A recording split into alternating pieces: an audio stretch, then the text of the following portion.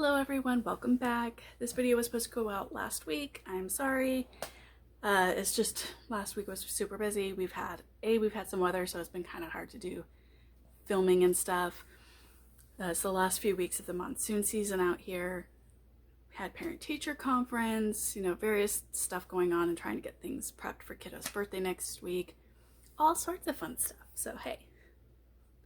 That said, let's get into the last review before Hunttober begins next week.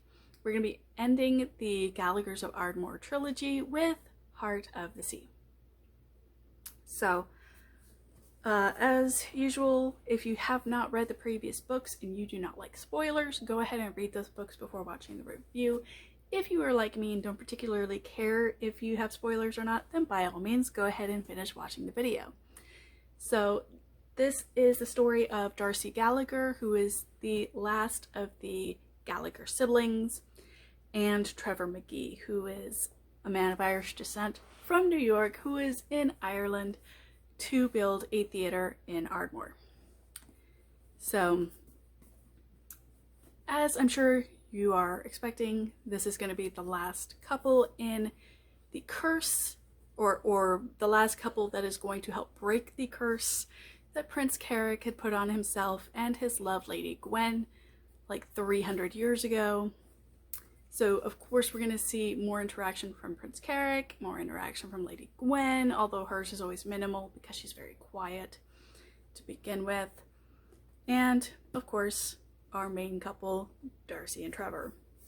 Darcy is very openly a woman who doesn't want to be tied down to a man per se. She's all well and good for a rich and handsome man to fawn over her and give her fancy gifts, but she doesn't really want to be tied down. She wants to make enough money that she can travel the world, make it famous and become rich and famous in her own right. Trevor Magee is a multimillionaire. He owns many companies, including the one that is going to be building and running the theater. He had happened to hear Darcy's voice on a recording that was sent to him of a song that Sean Gallagher had written that his now wife kind of pressured him into sending out, or it might have been one of the ones that she sent out without his knowledge. I don't remember.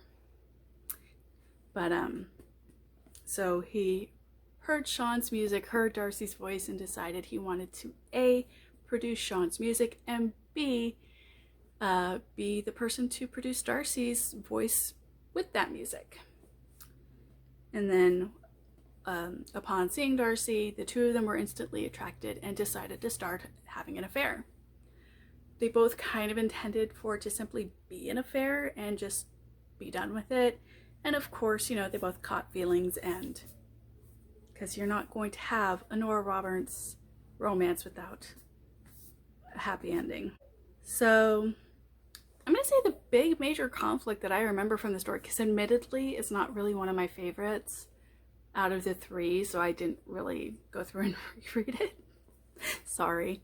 But the fact that Darcy is so openly materialistic is kind of one of the problems in the story, because in the back of his head, Trevor is always kind of wondering, does she really want to be with me? Or is it the money? Is it the gifts? And in the back of Darcy's mind, she's always kind of thinking, am I just a kept woman for him? Is that what he wants from me? Or does he want an actual relationship? And they both kind of feel walled off from each other, simply because they're second guessing each other's emotions.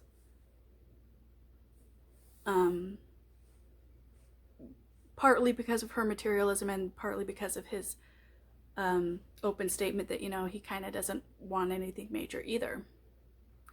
And then, of course, we have our lovable Prince Carrick and Lady Gwen popping up, because at this point, again, it's been like 300 years since Prince Carrick had put the curse on them. They're kind of ready for it to be over. It's the last couple in the trio that is meant to set them free. So they're trying to make sure that nothing gets in the way of that. Really, I mean, it's for a story that has so much going on in the background in terms of the building of the theater, you know, the other two couples' relationships evolving and blossoming and whatnot. It's not a super complicated story. You know, we knew it was coming, we knew how it was going to end. I will say there was a really nice scene in there, spoiler, where after the curse has been broken, there is a scene where you see Prince Carrick on the back of his white horse with Lady Gwen.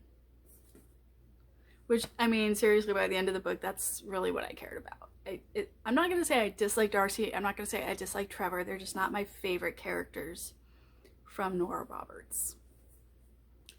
They're both likable people. They're just not as likable as some of the other characters that Nora Roberts has written. So, if you like lighthearted stories and you want like quick reads for on a trip or hospital stay, or even just to kind of, you know, suspend the reality of life for a bit, because let's face it, this year hasn't turned out too much better than last year, then I would say the Gallaghers of Ardmore series is a good one to go with. This is a super short review, I know, but I don't really have too much to say about it beyond the fact that it's a good story, it's a good series. So we are going to start Huntober next week. We are going to be starting off once again with, actually, I'm not going to start off with the Nora Roberts series. I'm going to start off with a witch series, and then the week after we'll do another Nora Roberts series. I don't have too many more of her series that I need to do for the channel that I can really think of off the top of my head, because I know you're probably getting pretty bored with my Nora Roberts books by now. But yeah, I hope y'all are looking forward to Huntober as much as I am. See you then. Bye.